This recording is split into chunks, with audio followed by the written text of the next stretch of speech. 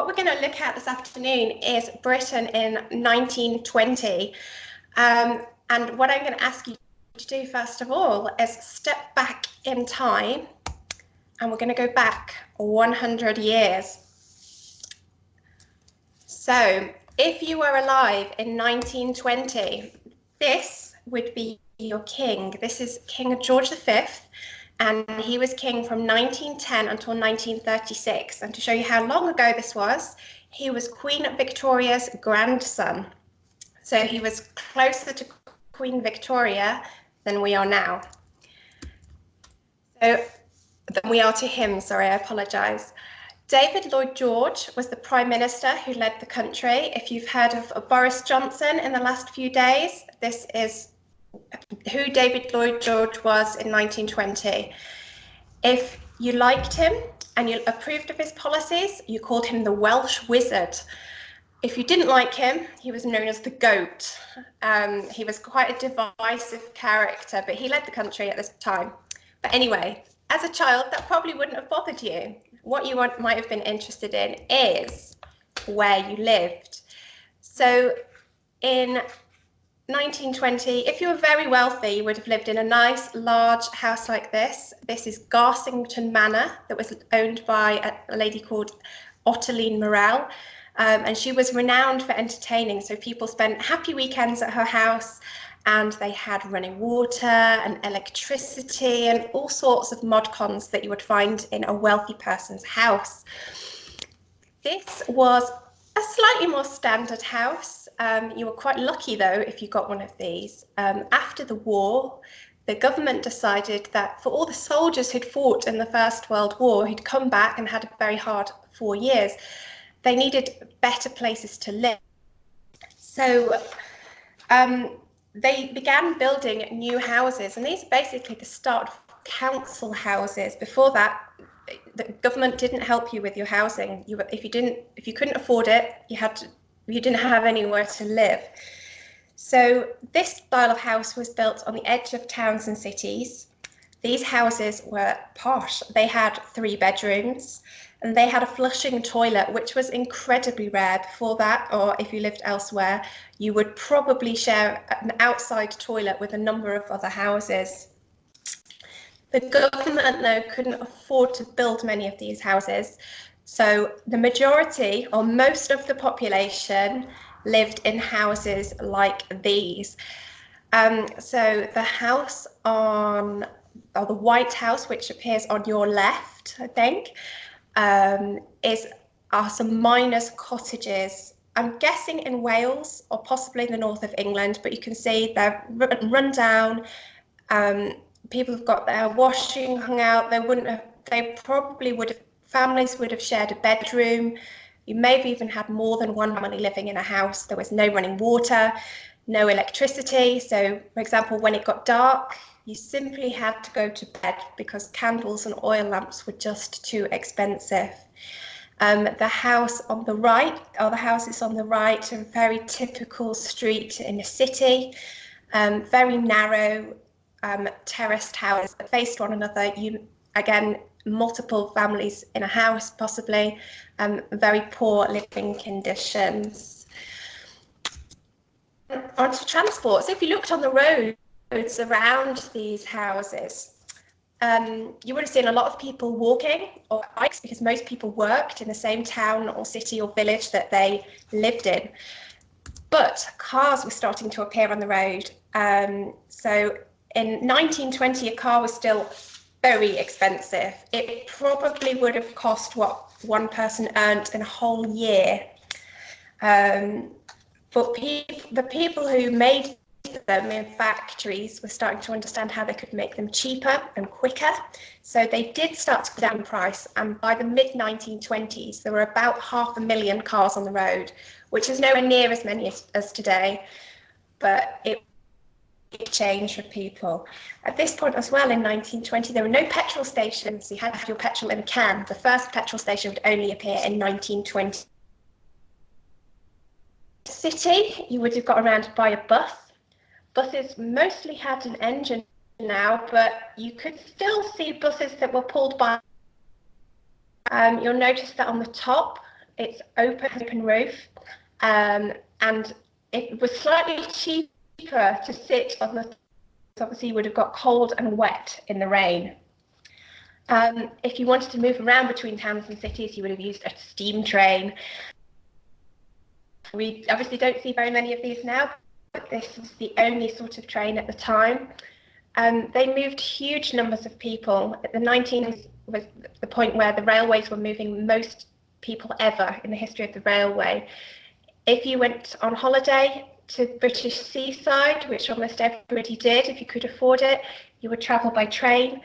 And in the summer of 1920, around 85,000 people each week went to Blackpool. That's a lot of people on trains. If you're really lucky, though, you may have seen, but certainly not been on, have been on one of these. This is an airship known as a Zeppelin as well. You had to be extremely rich to travel on a Zeppelin. There were no aircraft that could take you across oceans or across continents. Planes didn't travel that far at that point. These could go across the oceans, though. See a little white cabin at the front of the airship. In there would be bedrooms, and bathrooms, and viewing platforms, all extremely posh inside. The downside of these, though, was they were extremely dangerous. They were full of gas, and they would explode quite frequently, and they would also get wrecked in storms. Look at fashion now. Fashion is what I'm studying, so I get quite excited about this. This is what I'm interested in. 1920 fashion was completely different to what came before, and you can see that in these two photographs. The lady on your left with an enormous hat on and a parasol, that photograph was taken about 10 or 15 years before 1925, so around 1905. And the girls on the right, that's around 1920. So we can look at the differences. You've got the hats. The enormous Edwardian hats were known as picture hats. I don't know why, possibly because they were as big as a picture. And in the 1920s, you have these much smaller cloche hats that stick to your head, and they don't have a big wide brim anymore. The hair is also different. The Edwardian lady from 1905, probably has fake hair stuck in amongst all that hair that she's got. It was very common to add extra bits of hair pieces, and you probably kept them on your dressing table. But by the 1920s, women didn't want all this faff with their hair, and they cut it very short to chin length or shorter in a bob. The waist is also completely different. Women gave up the corset in the 1920s, really, or most of them did. Of course, it held you in a lot at the waist. They were quite uncomfortable. In the 1920s, dresses just went straight up and down. They were much looser. You could move around much better. And you'll also see the skirt length. In the 1920s, skirts went shorter for women than they had ever been really before. It was seen as absolutely shocking. But for women, it was great because you didn't have these long skirts trailing on the ground and in the mud after you. So it really was revolutionary, and the way people dressed. In terms of entertainment and what you would have done, there was no television, so you would have had to go to the picture house. Films were all in black and white, and there was no sound. So although these film posters are in colour, the film wouldn't have been like that at all. You would have had a pianist or an organist playing music at the front of the cinema, so that you had something to go along with your film. And going to the cinema was incredibly cheap as well, so people went at least once a week normally. And the cinemas were so nice, people called them dream palaces. And people loved American films as well, because they were seen as far more glamorous than English films. A lot of films, though, from the 1920s have been lost because the film that they recorded them on has been damaged by time and other things. So we don't actually know what a lot of these films were like. The other thing, if you're a real hobbyist, you may have come across was the wireless. Now, this is the radio, and it was called the wireless because it had no wires. Up until this, and all kinds of communication had wires, whether it was the phone or the telegraph. The first live piece of entertainment was by the lady that you can see speaking into a microphone, called Dame Nellie Melba. She was an Australian opera singer, and she sang a song that went out, but not that many people would have heard it, because to listen to the radio, you had to make your own radio first. They weren't for sale. But technology moved quite fast from this point. So about 5 years later, you would probably have gathered round the radio with your family, a little bit like we do for television today, and you would have listened to music and talks and things. Toys, always, yes, children have always used toys. So we've got skipping rope and then marbles, which are very much the same as today. Hoops were still very popular. They were now made out of wood, though. Before that, they'd been made of iron, which was really heavy to roll along the ground. So they were much more fun. Marbles, they were starting to be made of glass, so that made them much more colourful. Before that, they were just made of clay and painted, so they were quite boring. Then we also have the first mechanical trains being made. They were launched in 1920 by Hornby. Hornby still make train sets today, which shows how popular they were. But children in 1920 loved any kind of car or train or plane, because travelling fast was so exciting, and most of them didn't do it very often. So having these toys was very exciting. And the other two things you see on there are a teddy and a doll. So most children would have had a teddy or a doll that was made by a mum or a grandma, but these two are quite posh. You would have bought these ones in a shop, and you can see that the dolly is very fashionably dressed. She has a short skirt on and a wide waist and a small hat, so she's really quite nice. I think so, although a lot of things have changed, some things have stayed the same. You could use the London Underground, and the black and white picture is the tube in 1920, and the colourful one is what we travel on today, so it's really not changed that much. You could shop at Sainsbury's and in Marks and Spencer's. Again, they have changed quite a lot. We no longer have rabbits hanging from our shop windows, but you could still shop in these shops. And most importantly, you could drink Coca-Cola and eat Cadbury's chocolate. You've got to watch it. Look.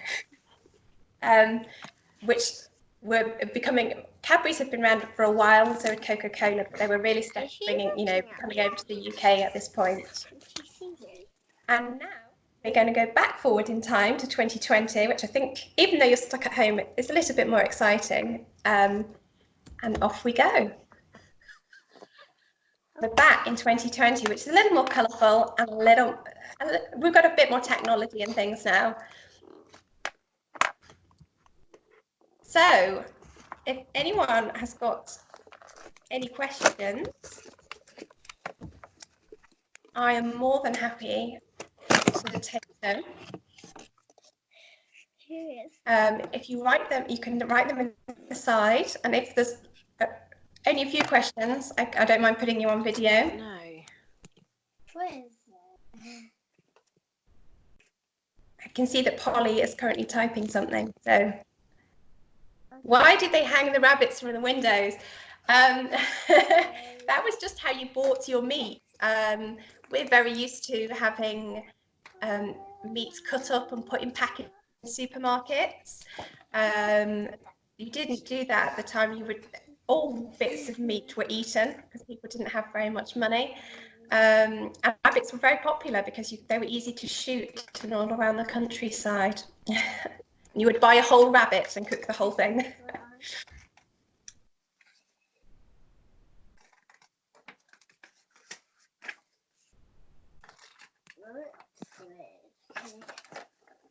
Just while I'm waiting for Catherine, do we know why things went out of style?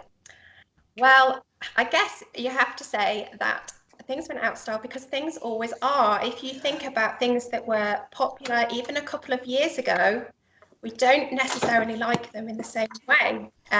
So I'm trying to think of what a few years ago, a toy that was really popular, Furby. They're not as popular anymore.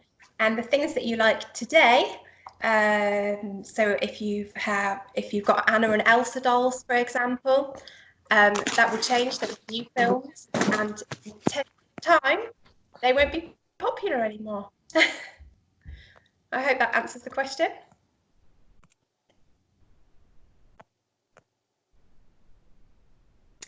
One question my girls had to sit through this yesterday while I practiced, and something they wanted to know about houses was, how did people have baths if there was no water? And the answer to that one is that they would have had a big bathtub that was hung on the wall, and it would have been filled with water. If you had running water in your house, it would have been cold, so you would have heated up your water over the fire and put it in the bathtub, and then everybody would have had a bath at the same time, and probably only once a week. So is that Toves has written, what children wear to school? Children would have worn their own clothes, but unless you went to a private school, and when they had a uniform, sort of Eton or Rugby or somewhere like that. But people didn't have as many clothes as we have now. We're really lucky that we can afford as many clothes, and that clothes are cheap to produce. So children just wore anything they had to school for the most part, and they would have had an outfit for Sunday that was their best outfit that they would have worn to church and to Sunday school if they went.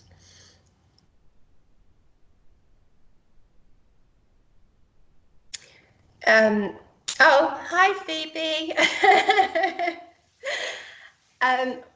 So do children in school, another question from Catherine. So children in school would have learned the 3 R's, reading, writing and arithmetic. So reading, writing and maths. It would have been very basic. You would have probably been in a class with a lot of children of different ages. And it would have all been done by a teacher at the front of the blackboard. So you wouldn't have all sat on small tables like you guys do now and worked things out together. You would have just written it down on a piece of chalk or a piece of blackboard or slate that you had. Yeah, you stayed in school as well until you were 14. Well, that was the government said you had to stay in school until you were 14. But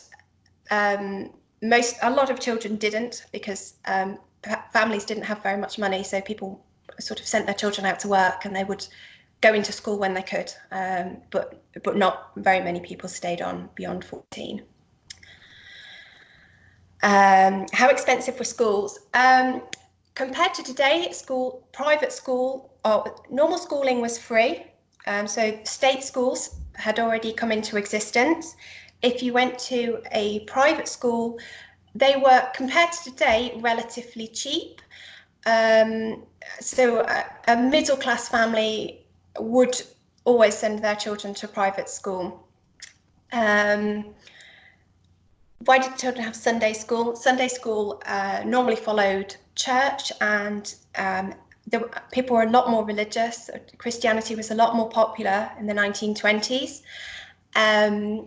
And Sunday school normally just followed on from church. It was a way of teaching children about Christianity. So did children have breaks at school? Yes, they would have done. And some of the popular games that would have played were probably marbles and skipping, because you could take those toys to school with them, or they could take those toys to school with them. And yeah, you would have done that, and you would also have taken your own lunch in. There was no school dinners then. You had to take your own sandwich. How young were you when you started work? That depended. You were supposed to stay in school till you were 14, but a lot of people worked, particularly in the countryside. People would have gone out into the fields doing the harvest and things like that. So no one really enforced when you could start work, but children were not supposed to work. Why was Christianity more popular? Thank you, Rachel. Oh, Luna, sorry. Christianity was probably more popular because there wasn't as much understanding about science. So don't forget, there was no television, no radio. Science was not as advanced as we are now. So, for example, the atom still hadn't been discovered. Antibiotics were really just on the cusp of being discovered. So a lot of people still put a lot of faith in God rather than science. And also the church formed the centre of a lot of communities. So if you think of a village today, then there are churches, but that would have really been where everybody met on a Sunday as well, to not only go to church but also to have a chat with each other. What were children's jobs? I briefly touched on that before. You couldn't work properly, but you would have carried messages for people. You might have worked in the fields and helped with the animals.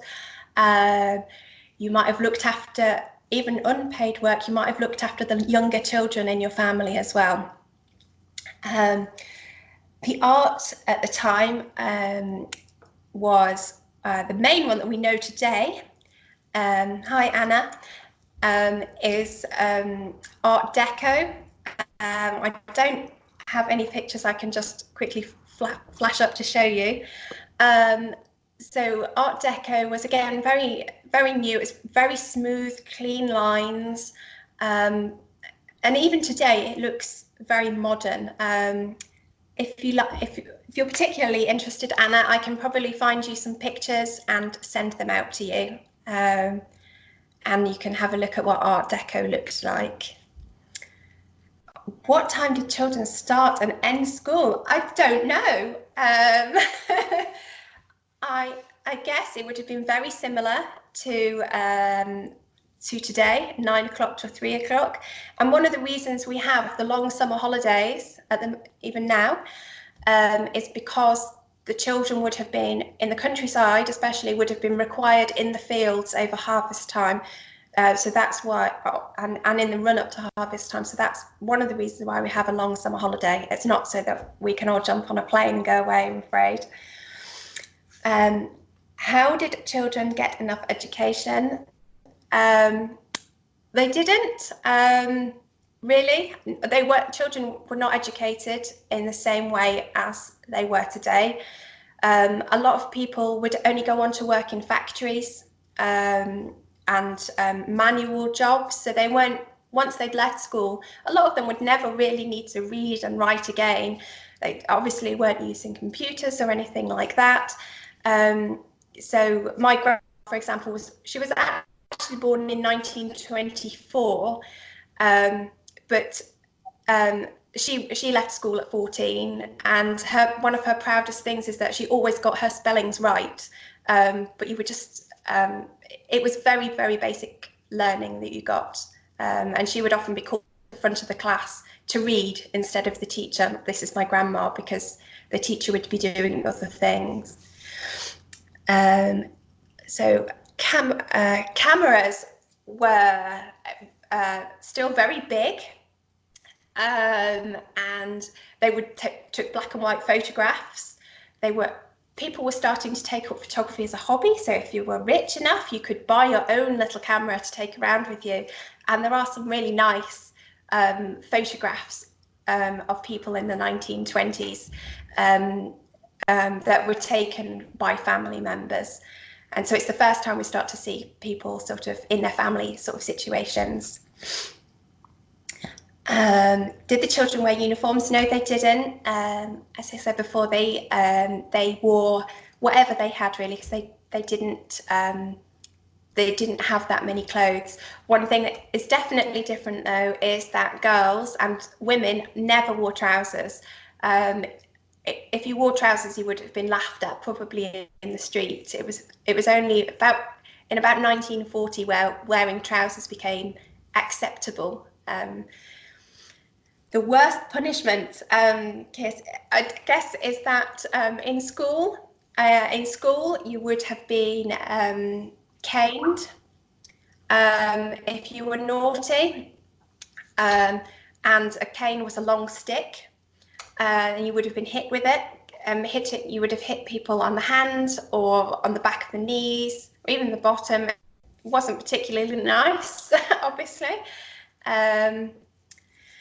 Were girls allowed in school? Yes, they were. Girls had to go to school until they were 14, as well as boys, which is remarkable because once they left school, they weren't given the same opportunities as boys at all. So if you were a girl and you were well educated, you would be a nurse or a teacher, and there wasn't really much else open to you. You certainly wouldn't have been paid as much as a man. Children did have weekends. Absolutely, weekends were starting to be.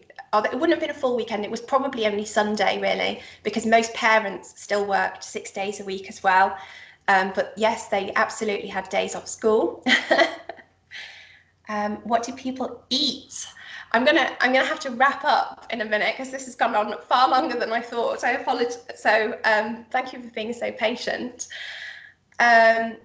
So I'll take another 3 questions if that's okay. So I've got 1, 2, and I think Rachel is going to type the final question. So first of all, what did they eat? It was a lot more, it was very British still, let's say, the food, because they weren't flying all over the world or traveling and bringing in different ideas of curries and Mexican food and all these different ideas. So a meal would have been meat, if you were lucky, potatoes and vegetables, and the vegetables would have been whatever was in season at the time that you could grow, because there were no fridges. Rice pudding was very popular for pudding. I don't know why. You could also buy Bird's custard powder, which we still have today. And for breakfast, there were a few breakfast cereals, but if you could afford it, you probably would have had a cooked breakfast, and if not, it would have just been bread left over from the day before, because again, most people still baked their own bread. Paper in school, yeah, thank you, Catherine. They would have used little small blackboards or chalkboards that they could then wipe clean and start over again with. People didn't have the money to keep replacing paper all the time, and paper was still fairly expensive. And finally, what sort of pets did they have? I don't know. I'm guessing very similar to today. A lot of the wealthier people had dogs. Farms would have had cats. Certainly, I've never looked at this, but certainly if you look at Beatrix Potter, who was a child around 10 years earlier, she had pet mice and rabbits, but she was quite wealthy and quite posh. So I guess it would have very much depended on whether you could afford to keep a pet. Yeah, I think that's it. Thank you so much. Yeah, for joining me. I don't mind if you switch your cameras on now, actually, and I can see you all, because I haven't seen. I'm just talking to myself. It would be nice to see all you guys. And hi. Oh, brilliant. Hi. Hi, Liz. Well, thank you so much for joining me. We're doing another session on Thursday with someone different. We're looking at the history of time. So you won't have to listen to me again. This was just my practice. So thank you for being patient at the start, and enjoy the rest of your afternoons. Bye, everyone.